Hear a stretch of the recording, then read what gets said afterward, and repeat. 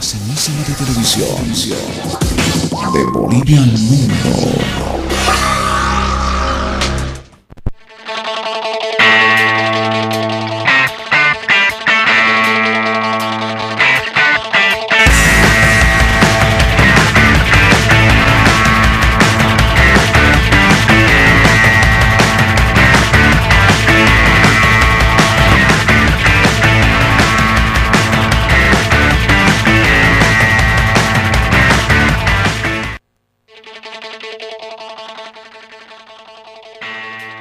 Hola, ¿qué tal amigos, amigas? Un saludo cordial tengan todos ustedes. Arrancamos un nuevo programa de Ciclos.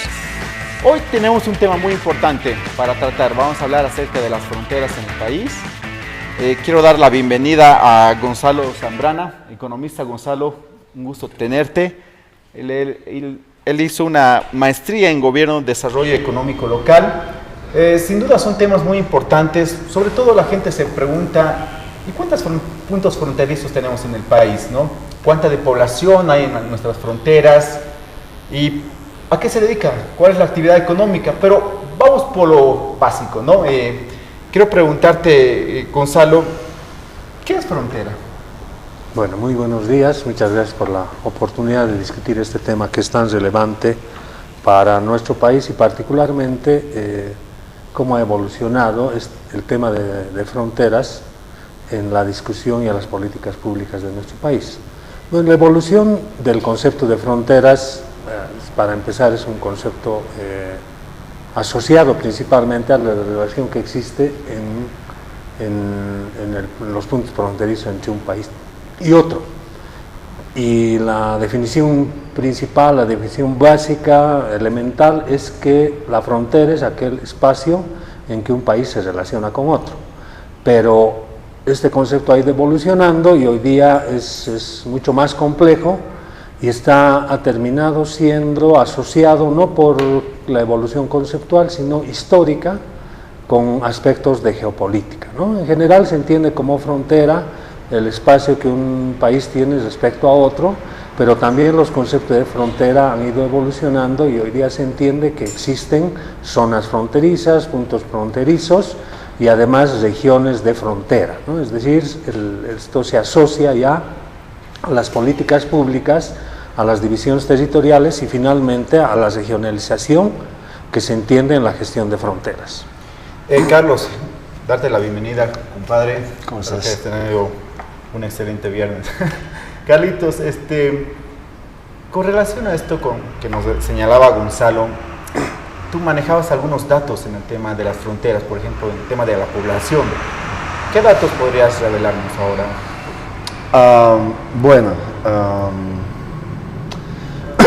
Antes de continuar, creo que tenemos que mencionar de que de los 339 municipios que tiene actualmente el país, 71 municipios se encuentran ubicados directamente frente a una línea fronteriza que nos separa de algún otro estado. Eso quiere decir que de 21% de los municipios de este país son municipios fronterizos. Estos municipios fronterizos concentran 965,000 personas, un poquito más, un poquito menos, que representan al mismo tiempo el 10% del total de la población boliviana. Entonces es una población relevante, es una población que tiene particularidades, que por las particularidades territoriales de donde habitan, requieren tipos especiales de gestión pública, de atención por parte del Estado. Y bueno, eso es básicamente lo que tenemos ahí. Gonzalo, vuelvo contigo. En el tema de ¿cuántos puntos fronterizos tenemos en el país? No, puntos fronterizos en realidad dependiendo cómo se entiende, ¿no? Porque como les decía inicialmente, uno puede entender la franja de frontera, ¿no? Entonces existen una infinidad de puntos fronterizos en el país si hablamos de lugares donde se cruza la frontera con otro país. Luego existen zonas de frontera que podríamos entender como por ejemplo el lugar de Charaña, Pisiga, todos esos puntos donde existe un nivel de relacionamiento y un asentamiento humano respecto a otro país. Igual estamos hablando en la zona sur del país, y existen los niveles mucho más complejos que son espacios conurbanos, como el caso de Cobija, por ejemplo, que no solo es un punto de paso fronterizo, sino son urbanizaciones de mucha relevancia, que además estas tienen relación con otro tipo de urbanizaciones, con países vecinos, ¿no?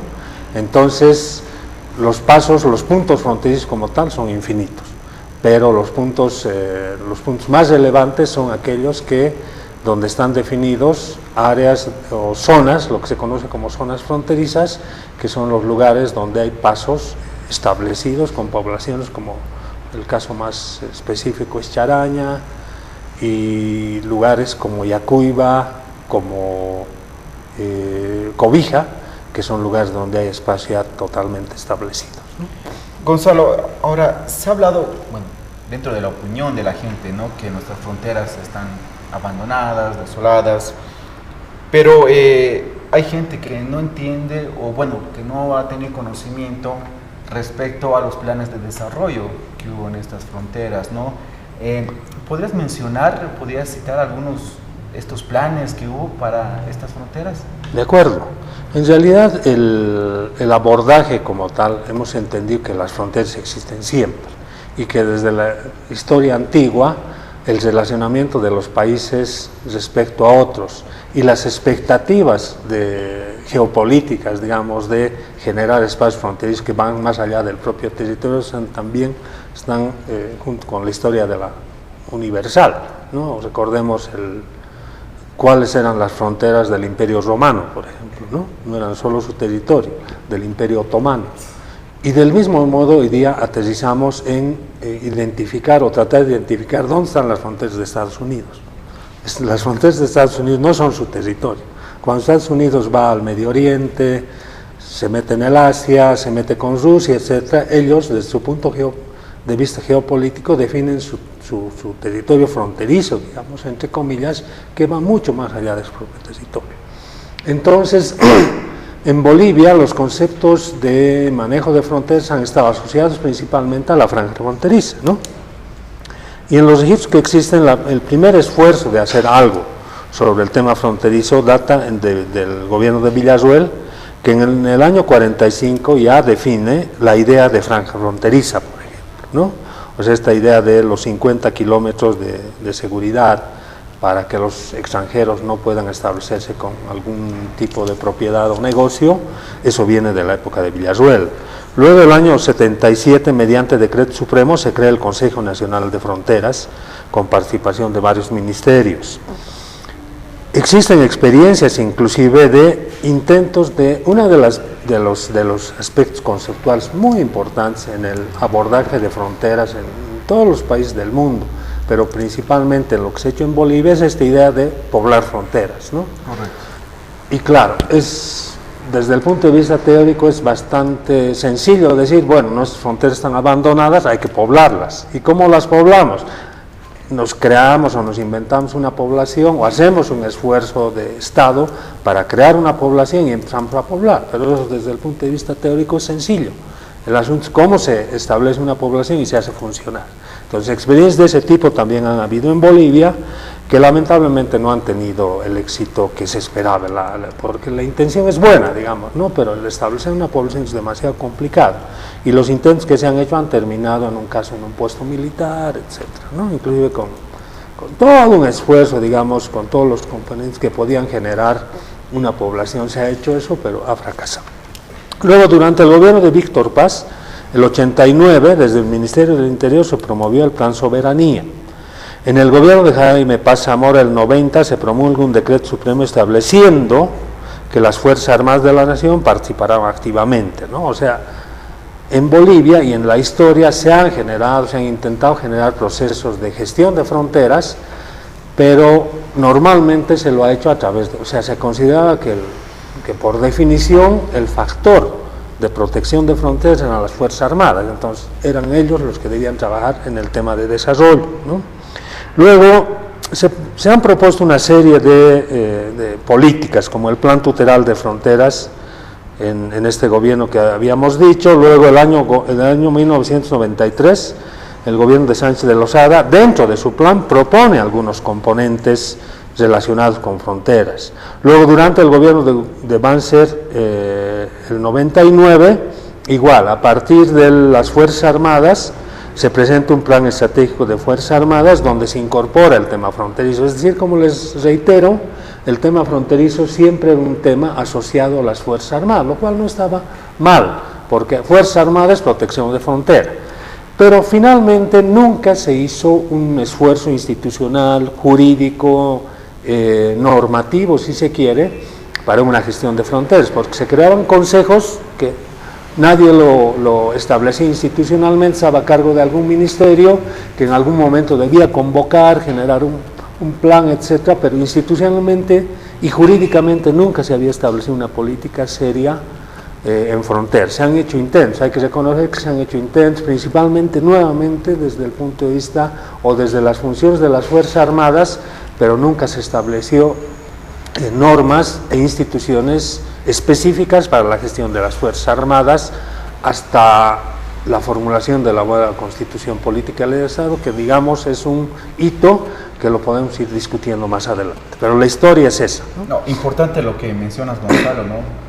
Bueno, uno entiende el tema de los esfuerzos de la respuesta de poblar las fronteras, ¿no es cierto? Y las acciones de las Fuerzas Armadas de controlar.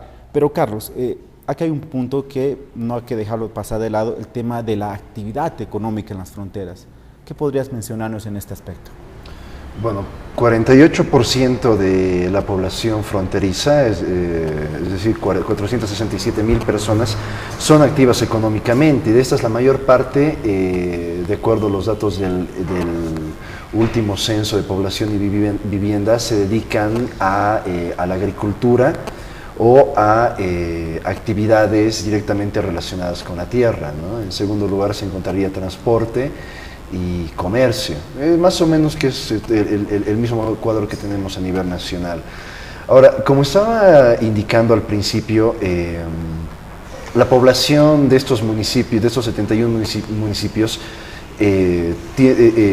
por las propias particularidades territoriales de donde habitan, tienen o presentan algunos indicadores que no deben ser tomados en cuenta como muy alarmantes, pero que sí requieren de políticas públicas específicamente direccionadas para el tema de las fronteras. Mira, de este 10% de la población nacional que te he dicho que habita en las fronteras de nuestro país, de esas 965.000 personas que habitan, casi 30% es población que va a la escuela, ¿no? Irónicamente, solamente 2% de nuestra población fronteriza ha conseguido algún grado de licenciatura, ¿no? 32% ha tenido una instrucción hasta el grado de secundaria, 31% hasta el grado de primaria, un 6-7% no recibió ningún grado de instrucción, ¿no? Entonces esto requiere, por ejemplo, que en el tema de educación las fronteras tengan un abordaje de políticas públicas específicamente direccionado. Otro asunto que hay que tomar en cuenta respecto a la población de fronteras es que 19% del total de esta población fronteriza no cuenta con documentos de identidad y 2,11% de esta población no está inscrita dentro del registro civil, es decir, básicamente no tienen ningún registro de bolivianidad. ¿Me entiendes? Y esto, o sea, seguramente esto lo vamos a hablar luego, en términos geopolíticos, representa un serio problema, ¿no? Para la construcción integral de un Estado. Mira, no se trata de que el Estado no haya estado presente en las fronteras, el Estado está presente en las fronteras, está presente en las fronteras en su nivel municipal, está presente en las fronteras a través de la policía, está presente en las fronteras a través del ejército, ¿no? Pero su presencia institucional tiene que hacerse un poquito más por el lado de los bienes y los servicios para resolver todos estos problemas que te estoy indicando en este momento, ¿no? que serían los más urgentes. Es importante lo que tú mencionas acerca del problema de carnetización, ¿no? Como identificarnos sino como bolivianos, y eso realmente geopolíticamente no es una buena estrategia. Pero para esto, Gonzalo, yo quisiera que nos podrías definir o conceptualizar mejor las cosas, ¿no? La relación entre frontera y geopolítica. y comparativamente, ¿son diferentes? En realidad yo creo que una está dentro de la otra, ¿no? Frontera, como hemos dicho, es el espacio en el cual un país se relaciona con otro, y existen fronteras terrestres, fronteras aéreas y fronteras hídricas, digamos, ¿no? En el mar, por ejemplo, las fronteras tienen otras características. Pero bueno, Bolivia es un país que tiene una importancia relevante en términos fronterizos por las características, porque todo su territorio tiene fronteras con Perú, con Chile, Argentina, Paraguay y Brasil, ¿no? O sea, es un caso bien particular y por lo tanto es muy relevante el tema de fronteras terrestres. Ahora, evidentemente decía que una está dentro de la otra porque el concepto de frontera hoy día ya está íntimamente asociado al concepto de geopolítica, porque la geopolítica finalmente termina siendo un concepto que permite establecer el derecho y las expectativas territoriales que tiene un país respecto a su entorno político, si se quiere, ¿no? Es decir, respecto a su entorno de países. Y en Bolivia la evolución de la geopolítica ha sido bastante relacionado simplemente con el ejercicio de la gestión pública en fronteras, es decir, los mayores y los más grandes esfuerzos que se han hecho en Bolivia han estado relacionados, evidentemente, y nuevamente hay que reconocer que eso lo han hecho principalmente los militares, una serie de desarrollos de trabajos, etcétera, relacionados con fronteras, pero principalmente es bastante precario el manejo conceptual, diríamos, porque lo que principalmente se ha hecho es hacer un esfuerzo geopolítico, si se quiere, de proteger nuestras fronteras, cuando habíamos manifestado que desde el punto de vista geopolítico hay países como Rusia, como Estados Unidos, como Cuba inclusive, que definen su territorialidad geopolítica que va más allá de su propio territorio, ¿no? Entonces, en Bolivia creo que se están haciendo unos avances muy importantes porque agarrando el tema fronterizo, la relación con los países del entorno, desde el punto de vista geopolítico, entonces se reconfigura completamente la idea de relación de fronteras y se empieza a concebir la relación con países desde la expectativa de primero, que es lo que se ha hecho en Bolivia muy precariamente, generar soberanía en nuestro territorio como criterio geopolítico, pero posteriormente entrar ya en el tipo de relacionamiento que debemos tener con los otros países. No hay que olvidar, por ejemplo, que hay países de nuestro entorno que definen Bolivia como un espacio a lograr desde el punto de vista geopolítico, ¿no? Se conocen estudios, casos y perspectivas que dicen que Bolivia debía ser un país distribuido entre los países del entorno. Esos son criterios geopolíticos. Entonces, Bolivia debe empezar a construir, han habido intentos de construcción de criterios geopolíticos y creo que hoy día lo que se están haciendo unos avances muy interesantes en ese sentido, pero esa es la idea.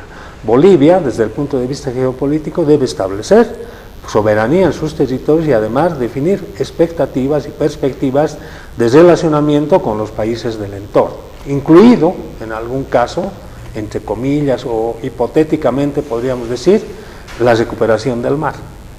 Que eso ya entra en lo que se está haciendo hoy día, en los esfuerzos que se está haciendo en La Haya, o en algún momento, como le dijo un... Por ejemplo, Gonzalo, lo que acabas de mencionar, la recuperación del mar, ¿no? Eso va más allá de nuestras fronteras, ¿no? Va con una visión geopolítica. Exactamente, inclusive yo lo que quería recordar es una opinión que hay de un académico chileno que ha dicho que, criticando a su gobierno, ha indicado que Bolivia está desarrollando un proceso serio de intento de recuperación de sus derechos y que habría que considerar, porque inclusive ha dicho, no podemos asegurar que eternamente tengamos la capacidad de disuasión militar que tenemos hoy día.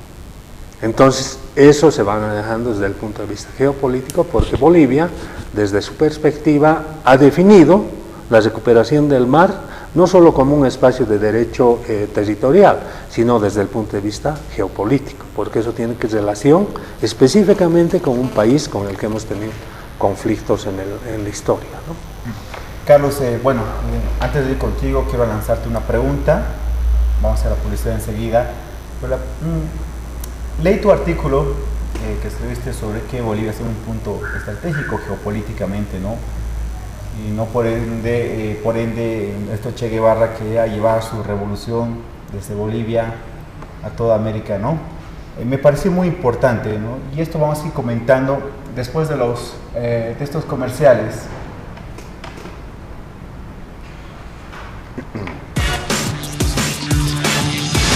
Nueva imagen. Transmite PTV. Pasa Paseísimo de televisión de Bolivia al mundo. Bien amigos, estamos nuevamente de retorno. Justamente yo le preguntaba a Carlos sobre de Bolivia, ¿no? Como punto estratégico geopolíticamente. Él escribió un artículo y incluso no recordábamos sobre que Ernesto Che Guevara tenía que llevar una revolución de acá de Bolivia hacia el mundo, ¿no? Coméntanos más de esto, Carlos. Bueno, creo que estamos prestándole bastante atención a la dimensión geopolítica de las fronteras, por lo que veo, ¿no? Seguramente vamos a discutir el tema de políticas de desarrollo luego. Pero bueno, es un artículo que has escrito, o sea, me llamó la atención y pues te lanzo la pregunta, porque sería bueno que también compartas con la opinión pública, ¿no es cierto? Claro, y bueno, lo que yo digo es que no es una coincidencia, y bueno, seguramente no soy el primero que lo pienso, que lo dice, que Ernesto Che Guevara haya escogido a Bolivia como un punto de irradiación para su foco guerrillero, revolucionario, todo su proyecto revolucionario. Desde que la geopolítica surge como una especie de disciplina para estudiar el ejercicio del poder en el territorio o a través del territorio, siempre al principio se tuvo la tendencia a fetichizar los espacios centrales de un territorio, es decir, aquellos espacios que se encontraban geográficamente en el centro de un espacio territorial, ¿no? Y se ha fetichizado esta posición central, pensando de que porque un país, un estado se encuentra en el centro de un continente, tiene mayores posibilidades de ser dominante geopolíticamente. Bolivia, por supuesto, demuestra que eso no es cierto. A este espacio central, los teóricos clásicos de la geopolítica lo llamaban heartland, es decir, la tierra central, el corazón de la tierra, por así decirlo. Y Bolivia es un heartland, ¿no? Lo sigue siendo hoy en día y sigue siendo un espacio por el cual supuestamente deberían correr todos los proyectos de integración regional latinoamericana, y sin embargo aún así nosotros no hemos podido como aprovechar totalmente esta posición central de nuestro estado en el continente latinoamericano. ¿Por qué? Hay un geopolítico norteamericano que en los años 50, creo que se llamaba Lewis Tamps, T-A-M-P-S, que decía que no bastaba solamente con que un territorio se encuentre en la parte central, ¿no?, del globo, de un continente, para ser geopolíticamente dominante, sino que debe tener dirección, debe tener un vector, y este vector es su clase política. Y Tamps, al referirse a Bolivia luego de la Guerra del Pacífico, dice: Bolivia después de esta pérdida estará condenada a ser un heartland pasivo, un heartland sobre el cual se actuará y que sin embargo no actuará salvo que sea por inercia, ¿no? Y es algo que podemos ver a lo largo de toda nuestra historia geopolítica en Bolivia. Nosotros hemos terminado incorporando la totalidad de nuestro territorio hasta recién la creación del departamento de Pando, ahí por la década de los 30 del siglo pasado. Hemos incorporado por primera vez a la Amazonía, al territorio efectivo de nuestro estado recién a finales del siglo XIX. Entonces, una política activa geopolítica, una verdadera conciencia del territorio, como diría este geopolítico norteamericano, no existía en nuestra clase política, ¿no? Hoy en día estas cosas están cambiando, pero seguramente, y es algo que todos sabemos, la mayor cantidad de las pérdidas territoriales que hemos tenido, incluso este complejo de inferioridad que los bolivianos hemos desarrollado respecto a nuestros vecinos, se debe a esta falta de conciencia política de las clases políticas que gobernaron este país, respecto al territorio, ¿no? Ya lo decía Zabaleta cuando decía que a estas personas les importaba más perder una hectárea de su hacienda que todo un departamento en las fronteras del país, ¿no? Era una clase política muy particular, seguramente la más mediocre entre todas las clases políticas latinoamericanas. Entonces, bueno, en resumen, estar en el centro del continente no te asegura ningún tipo de éxito, ¿no? El proyecto carretero, si no me equivoco, o creo que es ferroviario, que va a tener pronto de Basilea hasta Lima, lo demuestra eso. Correcto, eso lo demuestra. Estar en el centro no te asegura nada. Quiero volver contigo, Gonzalo, y hablar un poco sobre la problemática de las fronteras. A ver, ¿cuál es la sensación de la gente? La sensación de la gente es que, por ejemplo, acá en el Alto más, que entran muchos ciudadanos peruanos, ¿no? Tienen solamente el carnet, que el tema del contrabando, ¿no? El tema del narcotráfico que salió, por ejemplo, en el periódico del Deber, donde por el lado Titicaca pasaba, ¿no? No había control, ¿no? Entonces, hay muchas debilidades, ¿no? En el tema de las fronteras, y la problemática así lo siente la gente, ¿no? ¿Cuál es la verdad problemática respecto a este tema, Gonzalo? Y si tú has podido identificar o hallar soluciones para este tema que siempre se ha hablado, ¿no? Ya, yo creo que evidentemente, como decía Carlos, se ha evolucionado de una manera cualitativa en los últimos años respecto al tratamiento de los temas fronterizos, visualizados ya adecuadamente desde mi punto de vista, desde un punto de vista geopolítico. Y se han hecho toda una serie de esfuerzos, lo que mencionas, de los problemas de contrabando, de narcotráfico, de delitos en fronteras son evidentemente muy fuertes, y eso se encuentra con más fuerza en aquellos lugares que están más alejados y que tienen menor presencia del Estado en Bolivia, ¿no? Inclusive ni siquiera ese es un requisito específico que estén alejados. Ustedes recordarán que en el último periodo del gobierno de Leopoldo Fernández, Pando, Cobije especialmente, era un lugar donde casi cada semana se producían ajustes de cuentas, ¿no? Y hoy día en las estadísticas eso se ha modificado completamente por una serie de medidas que se han tomado. Pero en general, ¿qué es lo que ha pasado en fronteras, más allá de lo específico? Y eso se va evaluando y se va estableciendo a lo largo de la historia, ¿no? En otras palabras, la historia de las fronteras se repite. Como decía Carlos, no había ninguna capacidad, ninguna visión política de los que manejaban los temas geopolíticos, los temas de política, de relacionamiento, de integración en el pasado, de manera que a lo largo de la historia los problemas identificados en general han sido el abandono estatal e institucional en frontera, es decir, el Estado nunca ha estado presente. Ustedes pueden ir a diferentes puntos del fronterizos, como decías, donde no existe presencia del Estado, y en algunos lugares, con suerte, existe un punto militar muy precario, que vive en condiciones de indigencia. Institucionalidad tampoco, ¿no? O sea, donde existe mayor institucionalidad es en los pasos donde existen pasos fronterizos, pasos de mercancías, etcétera, donde está más o menos la aduana, e inclusive hay lugares donde la aduana ni siquiera está en el paso fronterizo, tiene una población un poco más lejana. Luego existe pobreza y ausencia de programas de desarrollo y servicios básicos. Ya lo decía un poco Carlos en las estadísticas, cuando uno analiza qué municipios están en frontera, muchos de los municipios más pobres, por ejemplo, yo te puedo decir los municipios de Zabaya, Coipasa, La Ribera, Todos Santos, más que Zabaya, ¿no? Por ejemplo, Coipasa, La Ribera, Todos Santos, Carangas, que son municipios de Durca, que tienen menos de 1000 habitantes de población, son municipios totalmente precarios, limitados en su desarrollo económico, y esto está establecido en esta identificación que se hace, ¿no? Pobreza y ausencia de programas de desarrollo y servicios básicos en fronteras. Luego, migración y despoblamiento de fronteras, es decir, si bien existen poblaciones en fronteras, por las dificultades de desarrollar una mínima condición de calidad de vida, es que la gente sale de ahí. Luego, falta de vertebración caminera, eso es muy, muy importante, es decir, uno de los aspectos y una de las medidas que se recomienda teóricamente para incorporar el desarrollo en fronteras es vertebración caminera. ¿Y cuál ha sido la historia hasta antes del 2006 en cuanto a caminos, ¿no? Ha sido un abandono total y unas cuantas carreteras, y el acceso a fronteras ni siquiera ha sido un tema relevante.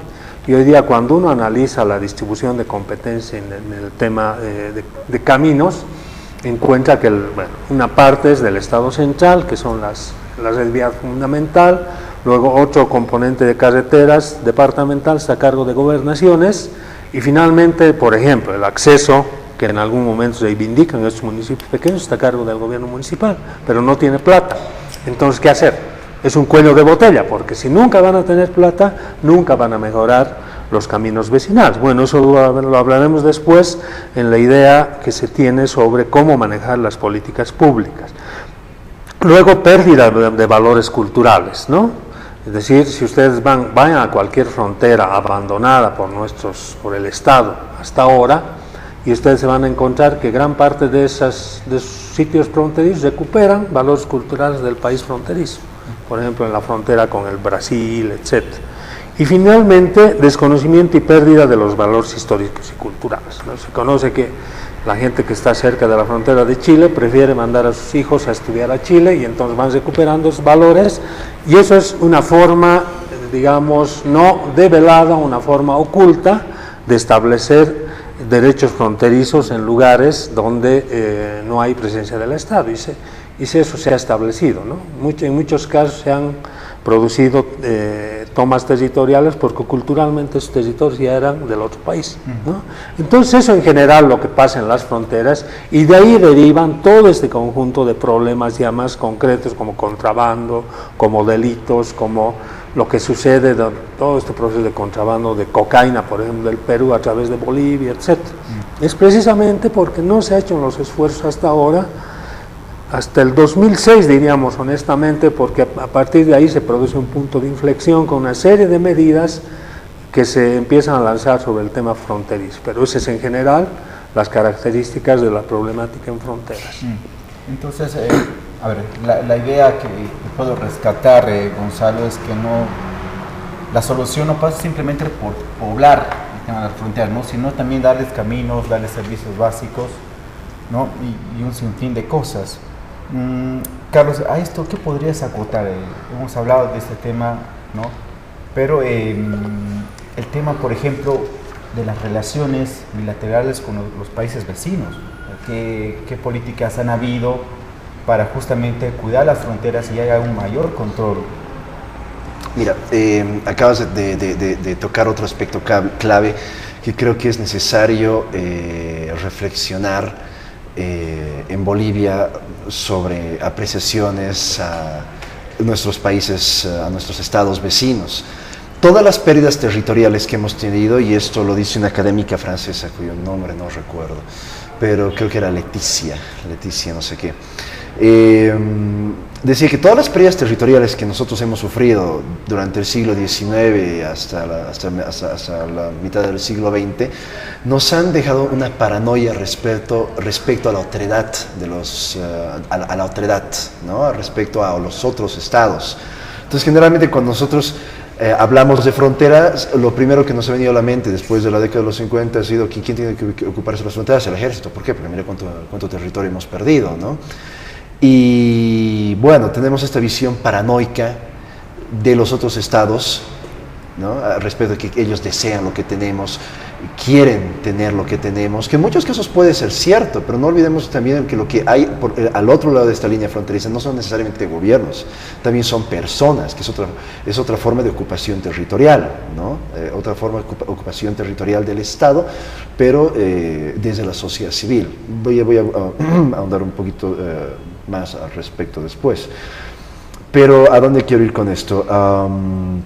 Bueno, siempre se ha pensado en las fronteras después de los años 50 como nuestra primera línea de defensa respecto a los otros países, ¿no? Sin embargo, sería bueno aclarar que aquí en Bolivia actualmente, durante los últimos 6 años, se ha estado impulsando bastante unas plataformas de coordinación interinstitucional internacionales con países vecinos, en algunos casos binacionales, en otros casos trinacionales, donde se llegan a algunos convenios, algunos acuerdos para impulsar el desarrollo y mejorar las condiciones de vida de las poblaciones que se encuentran en las fronteras. Estos se llaman comités de integración fronteriza. Bueno, tenemos varios, ¿no? Seguramente los más activos son los que tenemos con Brasil. Está el caso Guajaramirim, San Matías Cáceres, Cobija Epitaciolandia. Todos comités todos son como espacios de plataformas internacionales donde los dos estados se ponen y dicen, bueno, ¿qué problemas en común tenemos? ¿No? Además de que posiblemente se metan algunos narcos a tu territorio, salen algunos narcos hacia el mío, o sea, cómo está haciendo dinero, cómo están generando ingresos las personas en este territorio que estamos compartiendo, ¿no? En estas ciudades fronterizas. Entonces, tal vez siempre, por supuesto, teniendo en mente que todos los estados velan en primer lugar por sus intereses, dejar de pensar en las líneas solamente como una primera línea de defensa, como si las poblaciones fronterizas tuvieran alguna obligación de defender algo que las anteriores clases políticas no han tenido las agallas o la capacidad de hacerlo, ¿no? No se trata de ver a nuestra población fronteriza como una población de soldados. Es una población que tiene, como estaba mencionando hace un momento, algunos problemas estructurales o algunos problemas relacionados a su nivel de desarrollo que tienen causas estructurales.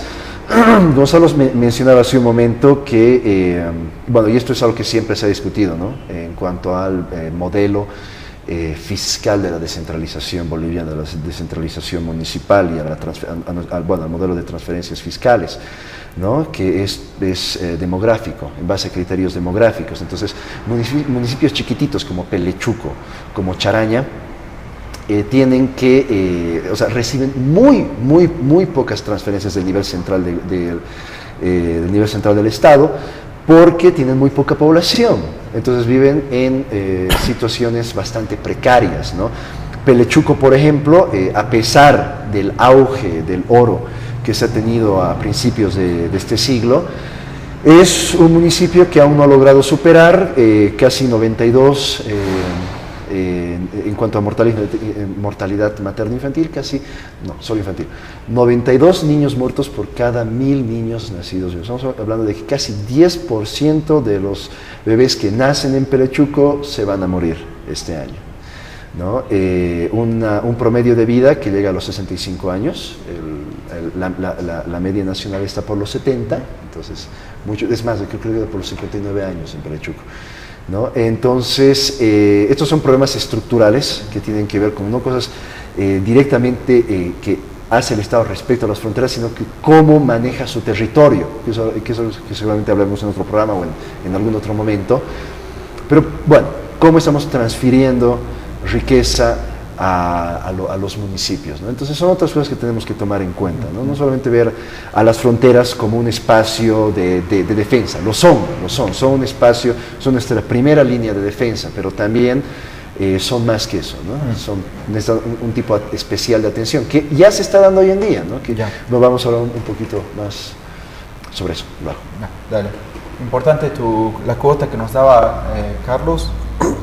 A ver, yo simplemente, hay algo claro, que es el tema que aún encontramos serias debilidades en nuestras fronteras, pero antes de ir a la pausa quiero preguntarle a Gonzalo lo siguiente. El tema ha hablado sobre quizás de reforzar las leyes o de crear un nuevo cuerpo normativo, uno, ¿no? Y cómo tendría que ser llevado a cabo, Gonzalo, y el otro es cómo fortalecer la institucionalidad, ¿no? Para darle seriedad a un problema tan complejo como son las fronteras.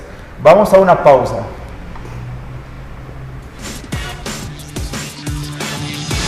Nueva imagen. Transmite PTV. Pasenísima de televisión. De Bolivia al mundo.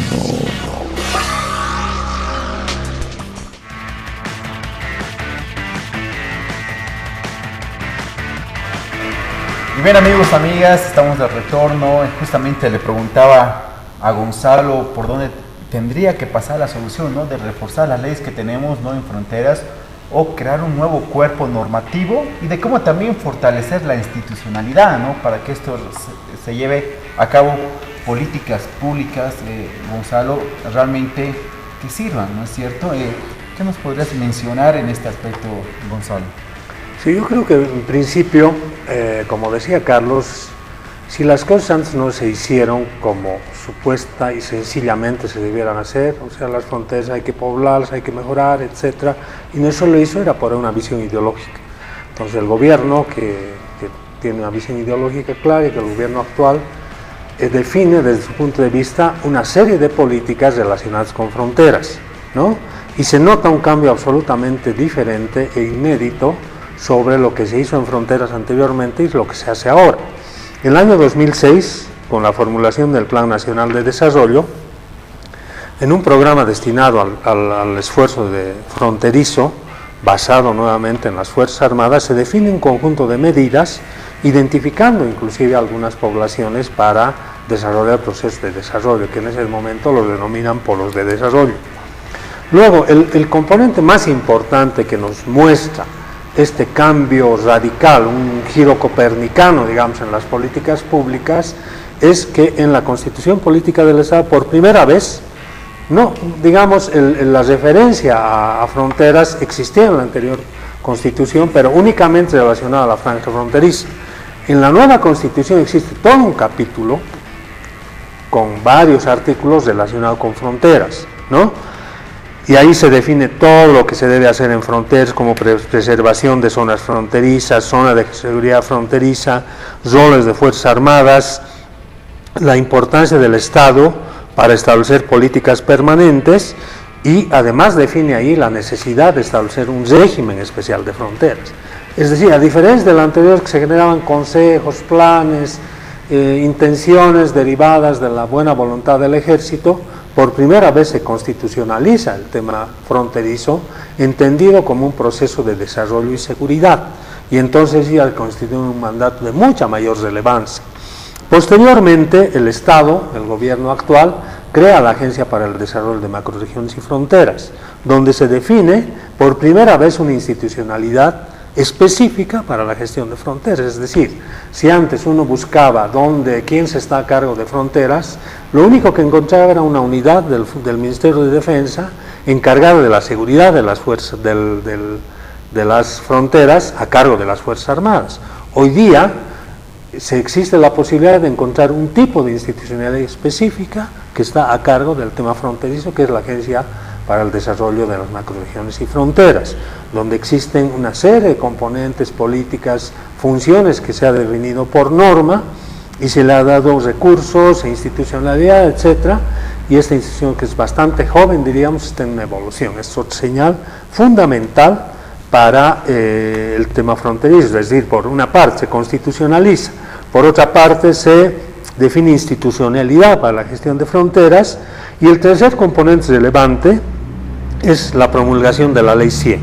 Esta Ley 100, por primera vez, porque anteriormente nunca hubo una ley que defina de manera estructural el desarrollo y la seguridad de fronteras, es que en la Ley 100 se establecen mecanismos de articulación institucional, es decir, ahí se define todo el conjunto de aspectos que deben ser desarrollados desde el punto de vista de desarrollo y de seguridad para fronteras. Se hace un énfasis muy fuerte en el control de ilícitos, se definen roles para diferentes tipos de instituciones relacionadas con fronteras, se especifica con mucha más fuerza el rol de la Agencia para el Desarrollo de las Macrorregiones y Fronteras, ¿no?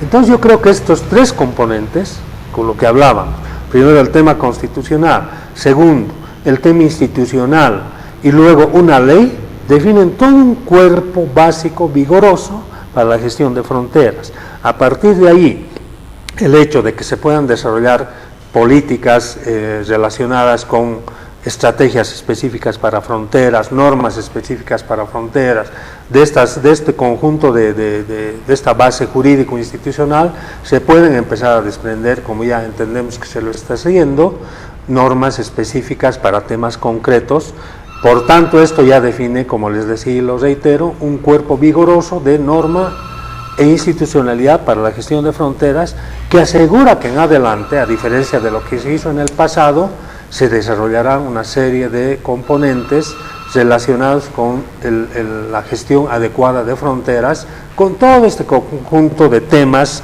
identificados como problemáticas, ¿no? El despoblamiento, la pobreza, la falta de acceso a fronteras en términos de caminos y todas clases de vías de acceso.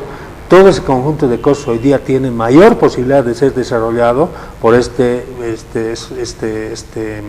marco jurídico institucional que se ha establecido en los últimos años. También pasará por el tema de asignar mayor presupuesto, ¿no? Para llevar a cabo el fortalecimiento de institucionalidad, ¿no? El tema de que en la nueva Constitución Política del Estado tenemos ya todo un capítulo referido a fronteras, es un avance importante, significativo, ¿no es cierto? Carlos, ¿cuáles serían tus aportes ya para ir ya concluyendo? Estamos con poco tiempo. Bueno, este es un tema que definitivamente merece muchos más programas y ser abordado con mucha mayor profundidad, ¿no? Hay muchas cosas que aún tienen que analizarse, hay muchas cosas que no se saben respecto a las fronteras, muchos estudios que no se han hecho, ¿no? Pero está claro de que hoy en día la concepción territorial de nuestro Estado, afortunadamente, no es la misma que la que tenían anteriores clases políticas, ¿no? Entonces, aunque aún queda mucho por hacer para revertir los indicadores que he mencionado al principio de este programa, el simple hecho de que haya un esfuerzo institucional serio, ¿no? Ya institucionalizado, no solamente una pequeña comisión, o sea, lo que estaba diciendo González, es que ya haya una suerte de política de Estado, incluso plasmada en todo un artículo en la Constitución Política del Estado, en todo un capítulo, creo, es un gran avance, ¿no? Entonces queda mucho por hacer en las fronteras, pero se está avanzando y la concepción del territorio que tienen actualmente los dirigentes de nuestro Estado, afortunadamente no es la misma de la que tenían los anteriores. Y bien, amigos, amigas, realmente ha sido un gusto compartir, ¿no? Sobre todo aprender respecto a las fronteras que existen en nuestro país, y agradecido con ustedes por habernos acompañado. Simplemente gracias, Carlos, por estar en el programa. Gonzalo, un gusto tenerte. Entonces, estamos hasta la próxima. Chao, gracias.